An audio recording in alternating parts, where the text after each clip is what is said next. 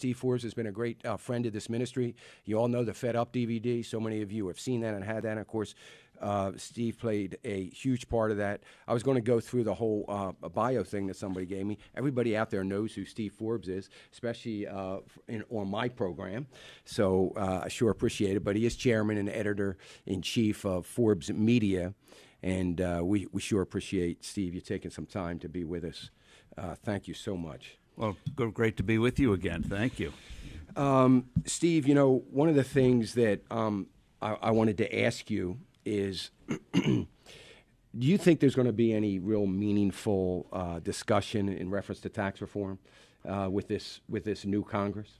Well, the amazing thing is, if you put the Democrats and the Republicans in Congress, the appropriate committees, the Tax Writing Committee, Ways and Means from the House, Finance Committee in the Senate, put them in a room, they could probably come up with the beginnings of a good bill helping simplify the business side of the tax code. There is a consensus there.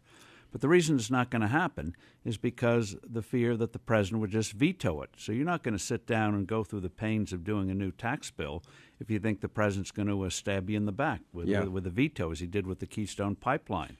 And so as a result, I don't think you're going to get much progress. You'll get a lot of rhetoric, but the consensus is there. And the good news, Dan, is that after the 2016 elections, I think you're going to have several, certainly on the Republican side, candidates for putting forth radical proposals for simplifying the whole tax code, not just the business part, but the personal part as well, that you will have a consensus to do big change after 2016. But sadly, as long as this president's in the White House, nothing real will happen. You know, and one of my concerns has been, and I said this to Senator Colburn some time ago. We were talking, and he was going on about why nothing's getting done, and I interrupted him and I said, with all due respect, Senator, I know what you're going to say. You know, the media on your side, nobody's helping you. Well, and he said, "Well, it's true, Dan. You know, that's the way it is."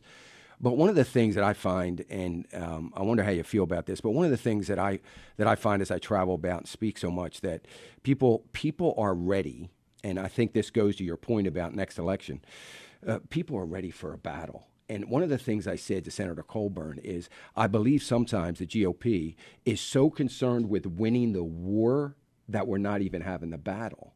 And I think the American people want to hear it. You know, they want to have the battle. And I see a lot of that. I've had that same thoughts with. And the Bible says, "Be not deceived. Whatsoever a man soweth, that shall he also reap." I think we're due. All right, it's 4 p.m. on Wall Street. Do you know where your money is? How much should I invest? I'm really looking for some direction. Should I hold on to my house as an investment for my future? What should we do to have money that we're putting aside? Welcome to Financial Issues, where we align reality with truth. Conservative talk radio you can count on. Financial issues that you need to know. We face a disintegrating economy, a weakened defense, and an energy policy based on the sharing of scarcity. We will simply apply to government the common sense that we all use in our daily lives. Now, here's your host, Dan Celia.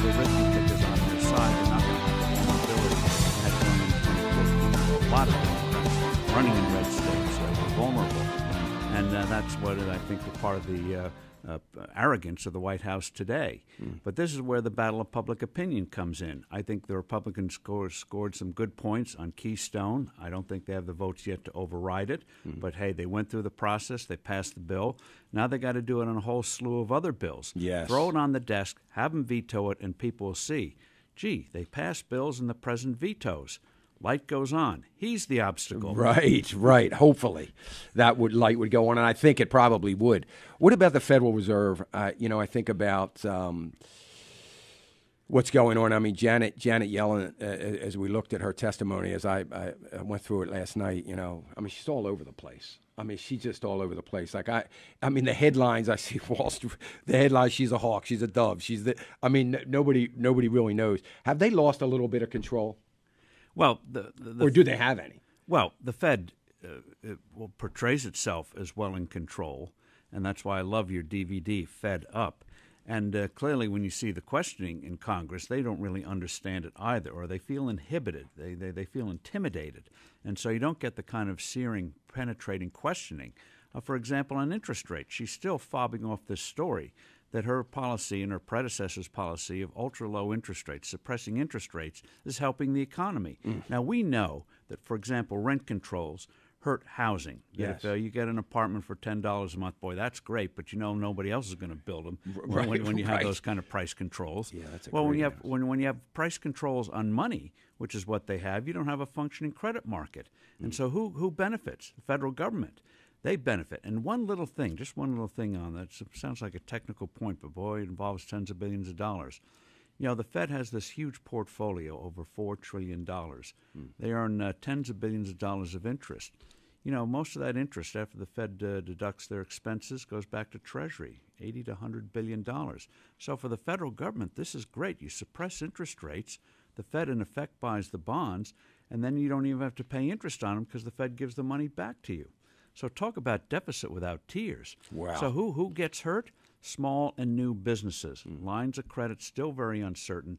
We know those are the job creators. And what's amazing is how well this country is doing in the face of all the weight and garbage Washington and especially this White House continues to throw on it. We're ready to roll. Just give us a good environment, and this country will roar. Somebody asked me last week about, how long is it going to take if things change to really get the economy roaring? And I said about 2 days, because I think that if we get some positive action and fiscal policy and incentivizing for the private sector, especially small businesses, they're ready to go. And just on the idea that it's going to happen is going to instill so much business confidence, just knowing that it's coming. There's going to be some certainty maybe in the tax code, some certainty in the regulatory burden, and so on and so forth. I think we're just going to take off in the economy. Well, and you see it in terms of entrepreneurship. People are ready and raring to go, but it's hard to do in this environment. And that's why right now, this president doesn't boast about this. For the first time in decades, more businesses are going out of business than new businesses are being started. And that just goes so against the American grain. But people are ready. As you say, people know the tax code's going to be changed positively. They know we're going to get real credit markets and a stable dollar again, and eventually a gold-linked dollar. And we get patient control of health care, which is going to come. Whoom! Boy, rocket ships go off. Yeah, especially when all the money sitting on the sidelines is out there. It's incredible. Speaking of the gold, I mean, are you still of the opinion that in the next few years we could actually see a commodity-based monetary system once again? Well, I think the process has begun. Several months ago, Paul Volcker, who headed the Federal Reserve back in the 1980s and helped kill the terrible inflation of the 1970s, said that since 1971, when we blew up the Bretton Woods system, a gold standard, we've had more currency crises, more banking crises. The thing is not working. The Bank of England, 3 years ago, came out with a study that found we've had 3 times as many banking crises post-gold standard than on the gold standard. And so that's the beginning. Now, Volcker did not endorse a gold standard at all. Right. But the beginning of getting the thing changed is recognizing we have a problem. What we're doing is not working.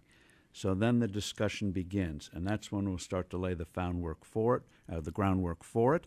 And, people forget because they're not taught. No surprise given our schools today. Right. That we had a gold standard for 180 years from the time of George Washington in the 1970s, and we had the highest long-term growth rates of any country in history. And if we'd maintained those growth rates in the last 40 years, we wouldn't be talking about this.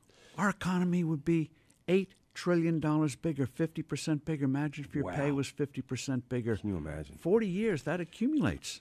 Yeah, you're not kidding. And I just feel like two things. I feel like there are a lot of people making, I guess I'm talking about lobbyists and filtering through to politicians that make a lot of money from the complexities of the tax code.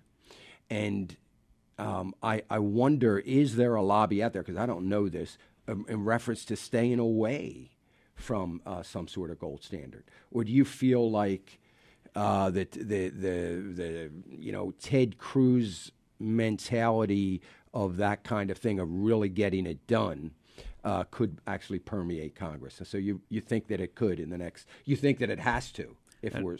Yes, or else we're going to stumble into another disaster. But the key thing is laying the groundwork. That's why I co-authored a book, called Money. The destruction of the dollar threatens the global economy and what we can do about it. People say, well, recently the dollar's gotten stronger. But that's an unstable dollar. It's like saying instead of your watch being too slow, now it's too fast. Right. No, right. Still not having a functioning watch. Right, it should right. be stable. Right, and that's the thing. And plus, we got to look at the currencies in which the dollar is being measured against, too. And we're in a basket of currencies. Junk or bad junk. Okay. Right, exactly. Yeah. Take your pick. I use the analogy where we may be the best looking horse in the glue factory, but we're in the glue factory. Yeah. So that's a problem. But or as the baseball season begins, you're winning a batting title, but you're only hitting 250. Right, right. Not good. Not good. So, I mean, that's the thing. My biggest concern is the lack of incentivizing small businesses. We've made it harder and harder. I just got back from Israel. I met with some of the hedge fund guys over there and the Ministry of Economics, some of the government officials, and you'll look at what they have done from a promoting innovativeness, alone. And I feel like we lose every year this goes on. We're losing more and more of our innovators and entrepreneurs, and that are discouraged or moving on. And that's so much a concern. But it seems we're too arrogant to learn anything from anybody else. Well, you talk about Israel, population 8 million. 8 million, right? European Union over 400 million. Yet the state of Israel is ahead of the European Union in high technology. Yeah. 8 million versus 400 million. You look at the NASDAQ, new high-tech listings, look how many come from Israel. Yeah. Amazing success story. Number 3 in the world right now on the NASDAQ, listings on NASDAQ. And they may be number 2 now because I think China's probably slowed up a little bit. But it is amazing. And remember, China has 1.3 billion. Yes, yeah, exactly. Yeah. And we seem to miss that. And it's concerning to me that we continue to not learn some of the lessons from the past and not learn some of the lessons of those that are being successful. And I'm always concerned about that. But right now, as I think about the oil and the energy that we have, and one of the things that I said, Ted Cruz wrote an energy policy for America, and I wrote to him in a commentary and talked with him about the idea of in that energy policy, we're missing something, because if we have a strong energy policy, I believe we could have an industrial revolution in this nation that could make the 1950s pale in comparison as a result of the fact that cheap energy, abundance of energy, uninterrupted energy is extremely beneficial to the manufacturers that are manufacturing overseas, that is an uncertainty for them in a lot of areas, and that could bring in an industrial revolution. I've written several things about that, talking about that. Do you think that is a possibility if we can turn things around? Well, in terms of an energy policy, the best energy policy would be get the government out of the way. Yeah, that's right. Boom. Yeah. And you're right. In terms of natural gas, if people feel that this is for real, that the government's not going to thwart it, as this president wants to do, you have a constant source of cheap energy. That's why chemical companies are moving over here. In Germany, they went whole hog for alternative energies. Their electricity costs are 2 to 3 times our own. Yeah. Those companies are putting facilities over here, not in Germany or Europe. Mm-hmm. Yeah, great point. We're talking to Steve Forbes, kind enough to be on the program with us today, and we sure appreciate Steve Forbes. He's always been generous with his time for financial issues, and we're so grateful and really appreciate, Steve, your convictions and your stand. You don't remember this, but back when I despised being on the radio, I was running a trust company, and I just the last thing I wanted to do. And it was back in 1998, and I interviewed you for a brief moment. We were talking about the flat tax back then. Right. And so I've always appreciated your perspective. somebody said on my Fed Up DVD, you got all these guys that agree with you and are of the same mindset. I said, I'm just trying to drive home the point of there's some brilliant guys on this DVD. So it's not just me saying these things. And I appreciate you being a part of that and everything that I've ever asked you to do. You've been so gracious, so I sure appreciate it. Dan, it's been my pleasure, and we're going to be pushing the flat tax again. Yeah, we got to do agitation. that. Yeah, I'm with you on that, and I'm going to really, I'm going to get behind that with everything I have, and I sure appreciate it. You've been listening to Financial Issues. I'm Dan Celia. We've been here with Steve Forbes. We're going to be back after this break, but we do appreciate so much of the perspective that we are able to get here on this program day after day with some of the great guests that have always been willing to come on the program, and Steve Forbes being one of them. And again, Steve, we do appreciate it. Steve Forbes, Chairman, Editor-in-Chief of Forbes Media. I always tell people that Forbes.com is bookmarked. I go there every morning. Thank you. Scan through. I see what the headlines are. I read what I think I need to read in my prep time. And I tell everybody, if you don't have Steve or Forbes.com bookmarked, you need to do that to stay on top of the truth. Steve, God bless you and all the work you're doing. We sure appreciate you. You too, Dan. Bless you. Thank you.